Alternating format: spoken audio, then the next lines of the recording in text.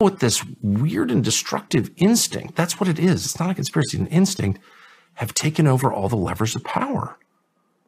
And I think it's like a spiritual force. That's my personal view. I can't prove it, but I really believe it. But maybe it's not. Maybe it's something else. But that's what I perceive. And well, that's what I think it is too. Yeah. I mean, nothing anymore makes any damn sense. I'm convinced that when we die, we will see that everything that we know or think we know is a lie. I totally agree. What I find so striking about the UFOs, this is the main takeaway I have, is like there's this debate like, is this stuff, these phenomena, which are clearly, obviously real? I mean, there's no debate about that. There's a lot of shit that people can't explain in the sky and underwater. We know that. Fact. So the debate is this government technology? Is it from outer space or is it some spiritual realm here? I've already told you my view of it. But what I find so interesting, we know the government's lied about it. They're lying about it now. That's a fact. There's no way around that. They've absolutely lied about it in very elaborate ways. I am really struck. Here's my current thinking on it. The main effort that the US government has put into its disinformation, its lying on this topic, has been not to mislead you on the technology. Like, they're not telling me they don't have anti-gravity technology. It sounds from watching your podcast that they do, which I believe. No problem believing that. Their main interest is in convincing you that the supernatural is not real. And if you watch, and there are people in the media who specialize in spreading these lies on behalf of the government. I'm not going to name anybody, but like some of them work at the New York Times. Once you realize what the point of the exercise is, it's crazy. And I hope you'll assess all the fact checking and the skepticism on UAPs through this lens. The main thing they want you to believe is the supernatural is not real. Well, then you have to ask yourself, like, why? That's interesting. It is so interesting. Why is that important to you? I don't care if I think the supernatural is real. Like, why is that? First of all, why is it? How dare you, as my government, try to get involved in my spiritual beliefs? That's totally not your area. Why has that been so important for 80 years for you to convince me the supernatural is not real? Why? Why is that? And of course, I can't answer the question. But my gut level response is, well, because if it is real, whatever they're telling you is not real. And if they're punishing you for saying something you know for a fact it's not real, you're not allowed to say that. Oh, not because they don't have no problem with me lying, because they lie for a living. So lying brings no sanction. You can lie all you want. What you can't do is tell the truth. That is a fact. So once you know that, you can sort of reverse engineer their lies and know with some certainty that whatever they're telling you is not true is in fact true. That's exactly the truth. It's exactly the truth. But then you have to ask motive. Like, it's not a profit motive. Like, does it make them rich to deny that there's supernatural forces? No. What is that? And I don't know the answer. But the obvious answer is, well, because they sort of know they're working for supernatural forces, actually. I think that the real struggles are unseen. That is absolutely a part of Christian theology. I didn't fully appreciate it at all. It's a part of every theology. In fact, it is theology. That is theology. The belief that the real struggles are in the spiritual realm. That has been a constant belief since the beginning of history, recorded history.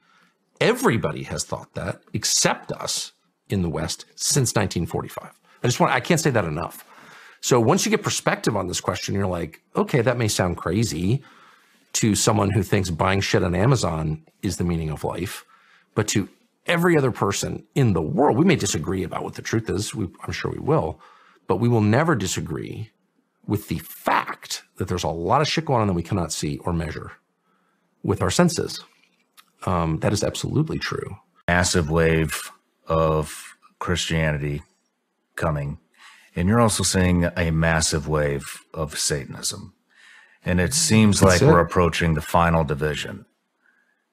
You're seeing pedophiles on the rise, sex trafficking, human trafficking. I mean, the U.S. is the #1 consumer of kiddie porn on the planet. And you just see this good and evil just going farther and farther apart. We are clearly moving towards something big. Who doesn't feel that? Everybody feels it. And it is, the divide is spiritual. there's something about the humility of acknowledging I'm not in charge. I can't see the future. I'm totally imperfect. That is the most important thing. And that's how I kind of see the spiritual divide. That said, Christianity seems to be growing in power, even as the church is collapsing into absurdity. Church leaders, not all, but a lot of them are totally corrupt. I don't know what's going on with the Pope. I'm not Catholic, so I'm not going to comment on that. But like, whoa, doesn't look like Christianity to me. On the other hand, the number of Catholics, some of my closest friends are Catholic, a lot of my closest friends are Catholic. They're the most fervent, sincere, on-target Christians I know. I'm just saying that. They are. I mean, I'm sorry. Maybe their theology is wrong. I don't know. It's not up for me to judge, but they are serious Christians and they mean it, and their life is bearing the fruit of those beliefs. In other words, as the church, like the structure collapses, some of the members of the church seem even stronger. There's something going on. And of course, that's the way God works. You know, evil is not unchallenged. Clearly, we're under the oppression of evil, not just the Biden administration, which is just a manifestation of it, but there's something way bigger, trying to hurt people for the sake of hurting people with climate change or manufactured famines, which are clearly that's going on. And, pharma stuff, it's all this evil, right? It's very obvious. And everyone watching this, I think, knows, of course, everyone knows what I'm talking about. But that's not going to happen in a vacuum. That can't happen. That's not how it works. That's not how the universe works. That's not how God works. So as that stuff rises in power, so does God, who's more powerful. And I know how the story ends. He wins. True democracy, where every vote matters, means that all of us are important to the whole. But when democracy spirals out of control and entitlement is the common thread through it, then nobody believes that your opinion matters as much as their opinion. And it goes into a straight egotistical, narcissistic view, which ultimately leads to some sort of fascism, some sort of tyrannical stuff. And when it's weaponized by the people in control, who control the messaging in the media, control the food supply, control the water supply, you're fighting a losing battle. Both of us grew up in a country that was outwardly focused on it. Its enemies were outside its borders, right? I mean, I grew up during the Cold War. Enemy was the Soviet Union, or China, or, pick a country we were at odds with. It does seem like all the energy that the federal government musters against its enemies is being mustered against American citizens. Like, we're the enemy. That's the way it feels to me. If you look at some of the policies, how does it make any sense to have open borders, to have non-secure elections, to have, the lobbying that we have in Washington, where, the pharmaceutical companies, the big ag, the big everything, controls the policy of the policymakers. You have people in Congress and the Senate who go right from, their duties to these huge, huge profitable jobs or speaking engagements, and pick a swath of the economy, whether it's banking or ag or military defense or whatever it is, and everybody's in everybody's pocket. And then you create these bills that have 40 different things in it, and we're spending billions of dollars to Ukraine and billions of dollars to Israel and billions of dollars to these college campuses. There's just a lot of issues right now that seem really un-American, but we're a country of cowards now. People are not willing to stand up for or stand up to the people that are in charge. I love this country and I believe in this country. I believe in people too much to just be quiet about things that seem so obvious to me. And corruption in any form is should be exposed. And the evils in this world that are out there. And, there's good and there's evil. And the powers that be that don't want the light to shine, the good to exist, really push things that aren't in the best interest of anybody. But I think those are some of the evils that we're up against. There's a battle that's going on between the seen and the unseen world, between good and evil, between the powers that we can see and the powers that we can't see.